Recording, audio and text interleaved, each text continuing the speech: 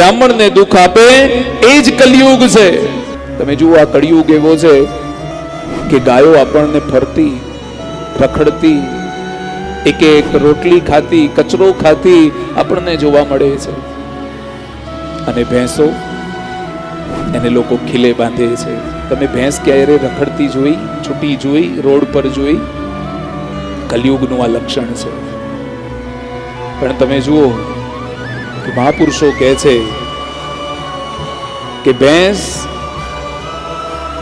ગમે તેટલી બળવાન હોય, ગમે તેટલી દૂધ આપતી હોય, પણ એની પૂજા થતી નથી. પણ ગાયની પૂજા થાય છે. ધર્મ, સત્ય, ગાય અને બ્રાહ્મણો, કલિકાલમાં એની દશા સૌથી વધારે બગડેલી છે.